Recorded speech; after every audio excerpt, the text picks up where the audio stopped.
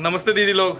पिछली वीडियो में हमने प्याज की खुदाई के बारे में देखा है। अगर प्याज की खुदाई के बाद उसका अच्छे से भंडारण कर लिया जाए तो प्याज लंबे समय तक टिकेंगी और प्याज का आगे चलकर अच्छा खासा मुनाफा मिल सकता है।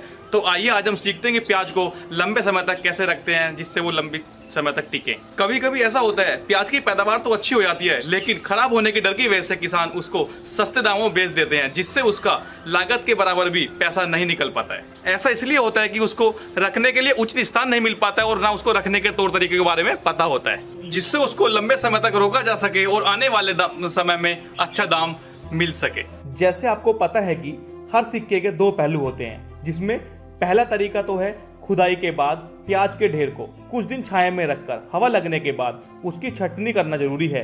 जैसे एक एक प्याज को सही से देखकर सड़े गले, कटे फटे, दाग धब्बे वाली गांठों को अलग कर लेना चाहिए। छटाई करते समय सड़े गले प्याज को निकालने में पूरी सावधानी बरतनी चाहिए क्योंकि कटा प्याज जल्दी सड़ जाता है और एक भी सड़ा प्याज बहुत से अन्य प्याजों में सड़न पैदा करता है। और इसी क्रम में ग्रेडिंग यानी श्रेणीवार, जैसे छोटे, बड़े व मंझले गांठों को अलग करके रखना चाहिए।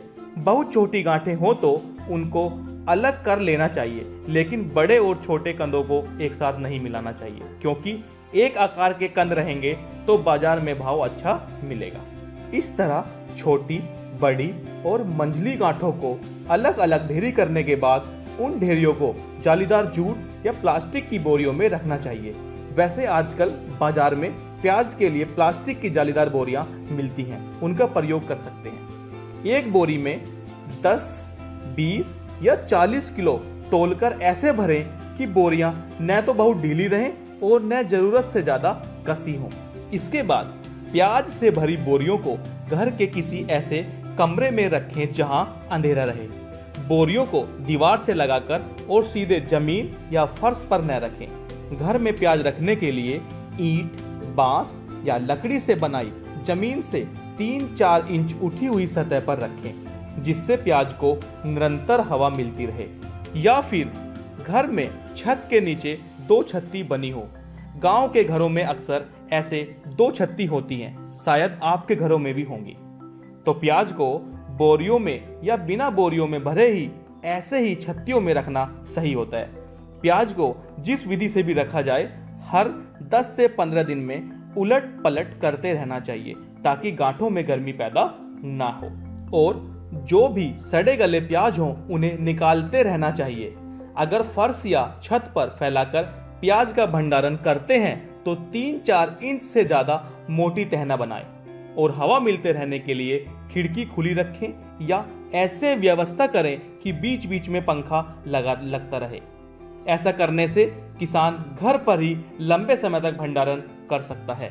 ध्यान रखें, प्याज को आलू, जिमीकंद, अदरक, अरवी आदि के साथ नहीं रखें। विशेषकर आलू को प्याज के साथ भंडारण करने से आलू जल्दी खराब हो जाता है। इन घरेलू तरीकों के अलावा प्याज को लंबे समय तक रखने के लिए एक वैज्ञानिक तरीका यह भी है कि जिसमें पहले प्याज को रखने के लिए एक बांस का ढांचा बनाते हैं जिसको प्याज का भंडार गृह कहते हैं। प्याज को इस भंडार गृह में रखने के लिए बोरियों में भरने के बजाय सीधा भंडारण भी कर सकते हैं।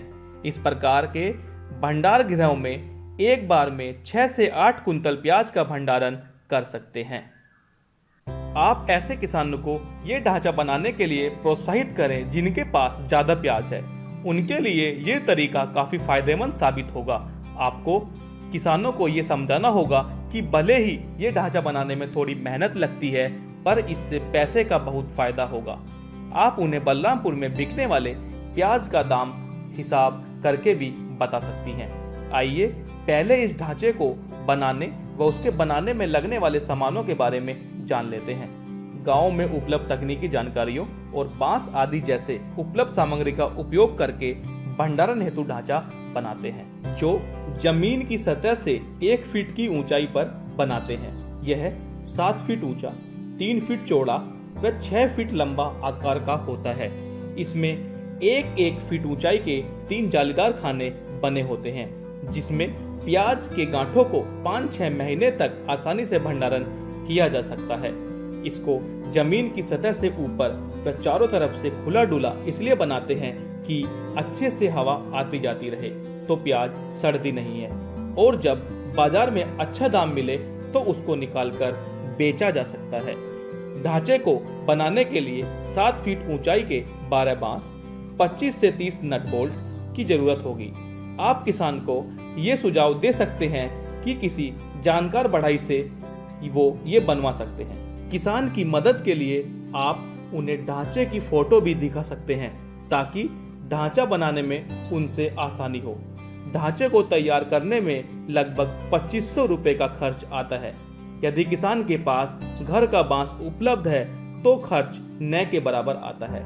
आप किसान को ये समझा सकते हैं कि एक बार भंडारण गृह तैयार हो जाने के बाद अगर इसकी अच्छे से देखभाल की गई है, यानी बारिश के पानी या तेज धूप से बचा लिया जाए, तो इसको 3 से 4 साल तक आसानी से प्रयोग में लाया जा सकता है। इस प्रकार प्याज का लंबे समय तक भंडारण करने के लिए बांस का ढांचा बनाकर उसमें रखने से गलने व सड़ने से होने वाले नुकसान को काफी हद तक कम किया जा सकता है। प्याज भरने के बाद इस ढांचे को किसी हवादार ऐसे कमरे में रखना चाहिए जहां ज्यादा उजाला न हो, क्योंकि मई जून में बहुत ज्यादा गर्मी होती है। इसलिए अच्छा होगा कि किसान इसके लिए कच्चे मकान या कच्ची फर्श, कच्ची छत वाले कमरे का इस्तेमाल करें। दीदी लोग, हमारा उद्देश्य किसान की आमदनी बढ़ाना, इसलिए उनको ये भी बताना होगा कि प्याज अप्रैल मई महीना बेचकर, क्योंकि उस समय प्याज का दाम बहुत कम होता है, इसलिए उसको इन 5-6 महीनों तक इन तौर तरीकों द्वारा यदि भंडारण करके रखें और प्याज अक्टूबर नवंबर के महीने में बेचें, जिस समय दाम अधिक होता है, तो उनको अधिक फायदा होगा। इस वीडियो से यह सीख जरूर लें कि प्याज को भंडारण करने का सही तरीका क्या है और उसको लंबे समय तक भंडारण कैसे करें कि उससे अधिक मुनाफा कमाया जा सके। इन सभी तौर तरीकों को अपने आसपास के समुदाय के लोगों को ज्यादा से ज्यादा सिखाकर उनकी आर्थिक स्थिति को मजबूत बना सकते हैं। सभी दीदी लोगों को मेरा नमस्ते, धन्यवाद।